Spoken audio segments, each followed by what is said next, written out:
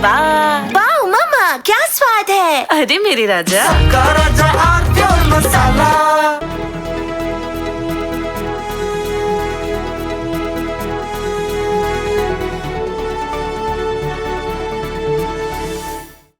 नमस्कार, ब्लूप्रिंट में आप सभी का बहुत स्वागत है, अभिनंदन है, वंदन है।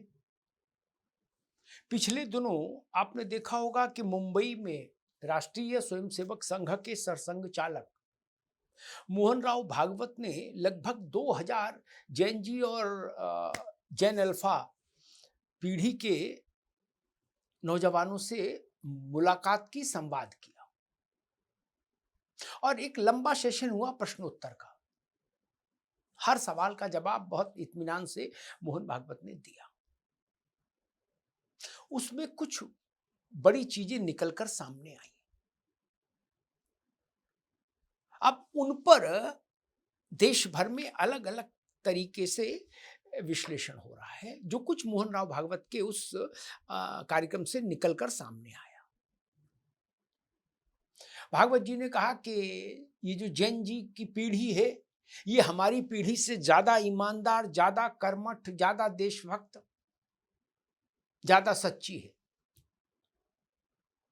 तो इसके बाद क्या ये माना जाए कि राष्ट्रीय स्वयंसेवक संघ में एक बड़ा परिवर्तन होने जा रहा है पीढ़ी को लेकर? भागवत जी की बात का अर्थ अगर हम व्यापक उस पर निकालें तो क्या माना जाए कि संघ का जो राष्ट्रीय नेतृत्व समूह है, या राज्यों में जो लोग संघ की कमान संभालते हैं, क्या उन पदों पर अब जैन जी को अवसर मिल सकता है? ये प्रश्न है। और अगर मिल सकता है तो फिर इस संघ के इतिहास में एक बहुत बड़ी घटना हो जाएगी। और अगर ऐसा नहीं है तो फिर ये एक सामान्य वार्तालाप भर है कि मौके की नजाकत देखते हुए एक प्रयोग कर लिया जाए कि भाई जैन जी के साथ भी चर्चा हो जाए। संघ के एक बड़े पदाधिकारी अतुल लिमये ने कहा था कि जंतर मंतर का जो आंदोलन है, प्रदर्शन है, इसमें राष्ट्र विरोधी ताकतें हैं, उनका आंदोलन है। भागवत जी ने कहा यह देशभक्तों का आंदोलन था। उनकी सुनवाई नहीं हुई तो आंदोलन हुआ, सुनवाई हो जाती तो आंदोलन क्यों होता? और वो यही नहीं रुके, उन्होंने कहा पैलेट गन क्यों चलाई गई, इसका भी पता करना पड़ेगा हमको। पैलेट गन की क्या जरूरत थी? देशभक्त हैं बच्चे। तो भागवत जी की कही संघ से ही मेल नहीं खा रही। लिमये जी का अलग सुर, भागवत जी का अलग सुर।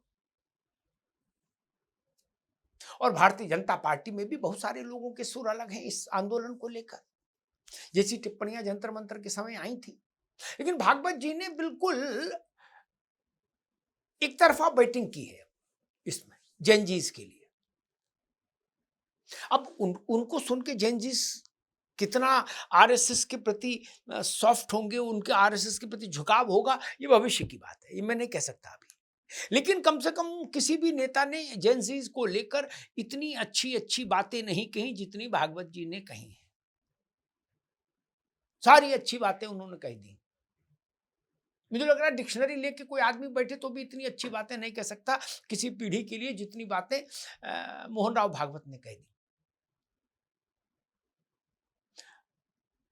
मोहन राव भागवत से पूछा गया कि नेतृत्व का अर्थ क्या है आपके लिए, नेतृत्व कैसा होना चाहिए, नेता कैसा होना चाहिए? तो उन्होंने कहा खुद आगे रहने वाला, भाषण देने वाला और चुनाव जीतने वाला नेता नहीं होता। नेता होता है जो खुद पीछे रहे, दूसरों को आगे रखे, जिसके आचरण से लोग प्रेरणा ले, जिसका आचरण राह दिखाए। अब भागवत जी की इस टिप्पणी पर भी बवाल मच रहा है। तो क्या राजनीतिक लोग नेता नहीं होते? क्योंकि वो तो भाषण भी देते हैं और चुनाव भी जीतने की जुगत लड़ाते हैं। फिर क्या उस कसौटी पर भाजपा के नेता नहीं खरे उतरेंगे? चाहे अमित शाह हो, चाहे नरेंद्र मोदी हो, चाहे कोई हो, वो भाषण भी खूब देते हैं और आगे भी रहते हैं और चुनाव भी लड़ाते हैं। तब आखिर भागवत जी ने ये बात क्यों कही? उन्होंने ये राइडर भी नहीं लगाया कि ये राजनीतिक लोगों के लिए नहीं कह रहा हूं, मैं समाज में नेता कैसा हो उसके लिए कह रहा हूं, ऐसा भी नहीं कहा। उन्होंने सिर्फ नेता पर ये टिप्पणी की कि भाषण दे, चुनाव जीतने की जुगत लगाए और खुद आगे रहे, वो आदमी नेता नहीं। पीछे जो खुद रहे और बाकी को आगे ले जाए वही नेता। भागवत जी के इस कथन पर बवाल लगातार मचेगा, ये जान लीजिए। ये बवाल, इसके बार बार अर्थ निकाले जाएंगे, नाना प्रकार के अर्थ निकाले जाएंगे, मुंडे मुंडे मतर भिन्ना, ये जान लीजिए। और जितनी फुर्ती से और जितना आगे तक जैन जी को लेकर नरेंद्र मोदी नहीं गए अभी तक, वो भी हालांकि उस रास्ते पर है कि जैन जी को प्रणाम किया जाए, लेकिन भागवत जी ने तो सारे कीर्तिमान ध्वस्त कर दिए। ओम जैन जी आय नमः, ओम जैन जी आय नमः जैसा कर दिया कार्यक्रम। और अल्फा तक पहुंच गए, जी तक नहीं रुके, अल्फा तक पहुंच गए भागवत जी। और उन्होंने कहा कि ये हमसे बेहतर है। हमसे मतलब भागवत जी की पीढ़ी से। और भागवत जी की पीढ़ी कौन सी है? 70 से 80 साल के बीच के जितने भी बुजुर्ग हैं वो सब भागवत जी की पीढ़ी के ही हैं। उसमें प्रधानमंत्री भी हैं, उसमें राजनाथ सिंह भी हैं, उसमें खड़गे भी हैं, सब हैं। 70 से 80 के बीच के जितने लोग हैं वो सब भागवत जी की पीढ़ी के हैं। तो जब भागवत जी कहते हैं कि हमारी पीढ़ी से ज्यादा बुद्धिमान, ज्यादा देशभक्त, ज्यादा सक्षम ये नई पीढ़ी के लोग हैं जैन जी के, तो ये फिर बात सब पर लागू होती है। मल्लिकार्जुन खड़गे से लेके अमित शाह से लेके राजनाथ सिंह तक सब पर चले जाइए जहां बुजुर्ग हैं। तो अचानक से संघ ने, सरसंघ चालक ने इतनी लंबी छलांग क्यों लगा दी जैन जी को लेकर? एक कहावत भारत में ये भी बहुत पुरानी है कि सहज पके सो मीठा होए। यानी क्या जैन जी किससे को अपने साथ जोड़ने और जोड़े रखने के लिए इतनी तेज गति से भागना जरूरी था, जरूरी है? क्या ये काम धीरे धीरे नहीं हो सकता था ताकि स्वाभाविक लगता? अब जैन जी के बीच में एक सवाल ये उठ रहा है कि अगर हम में इतनी खूबियां थी जो अब संघ को दिख रही हैं, भाजपा को दिख रही हैं, कांग्रेस को दिख रही हैं, सपा को दिख रही, सारे राजनीतिक दलों को, तो ये जंतर मंतर आंदोलन से पहले भी इस देश में जैन जी थे, तब उनकी सुध क्यों नहीं ली गई? आज जैन जी के लिए 56 भोग की थाली लग रही है, उस वक्त बताशा भी देने को कोई तैयार नहीं था जंतर मंतर से पहले, क्यों?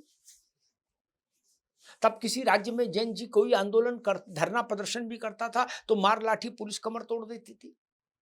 आज सब लोग कंठी माला लिए घूम रहे हैं कि जैन जी आए नमः, जैन जी आए नमः, जैन जी आए नमः।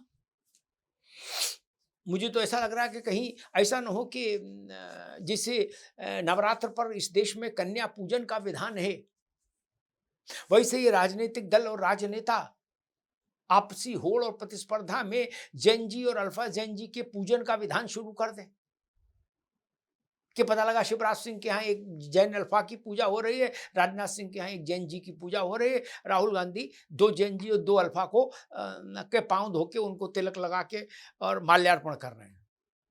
ऐसा भी हो सकता है। भारत की राजनीति में होड़ बहुत खराब चीज है और बहुत विचित्र ढंग से होड़ होती है, उसमें कोई सेंस भी नहीं रहता। कई बार बस होड़ है तो होड़ है। होड़ तार्किक हो, औचित्यपूर्ण हो तो अच्छी लगती है। होड़ में तर्क नहीं हो, औचित्य नहीं हो तो फिर वो गड़बड़ लगती है। तो वैसी परिस्थिति लग रही है। हो सकता है आपको कुछ किसी दिन ऐसे दृश्य ANI पर आने लगे फुटेज कि प्रधानमंत्री निवास में 11 जैन जी का पूजन समारोह हो सकता है, क्योंकि सबसे आगे खड़े होने की होड़ है कि सबसे ज्यादा जैन जी को का सम्मान कौन कर रहा है, जैन जी का दुलार कौन कर रहा है, जैन जी की भक्ति कौन कर रहा है। ऐसा लग रहा है जैन जी कोई बाहर की चीज है, हर युग में, हर समय में, हर पीढ़ी में समाज में जेन जी भी रहा है, जेन अल्फा भी रहा है। नवजात से लेके मृत्यु के अंतिम पड़ाव पर पहुंचा हुआ व्यक्ति सब एक साथ ट्रेवल करते हैं देश यात्रा में, समाज यात्रा में। इसलिए कोई नई चीज नहीं है, कोई नई बात नहीं है।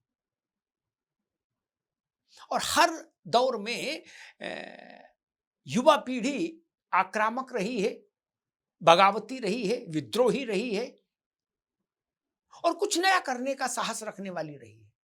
कुछ नया कहाँ, इसमें कुछ अजीब कहाँ है जो इतनी भड़बड़ मची है, इतनी हड़बड़ मची है। और हड़बड़ियों में ही गड़बड़ियां होती हैं, ये भी जान लीजिए। लेकिन इतना जरूर है कि सरसंघ चालक ने एक बड़ी लकीर खींचने की कोशिश की है।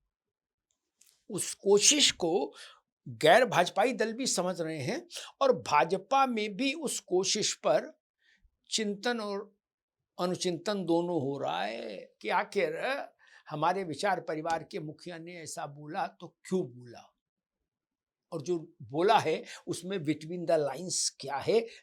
बिटवीन द लाइंस, क्योंकि राजनीति में जो कहा जाता है उससे ज्यादा महत्वपूर्ण ये होता है कि जो नहीं कहा गया लेकिन उसकी ध्वनियां अवचेतन में गूंज रही हैं, उनको समझना, बिटवीन द लाइंस को पढ़ना, वो कोशिश भाजपा में हो रही है। धन्यवाद।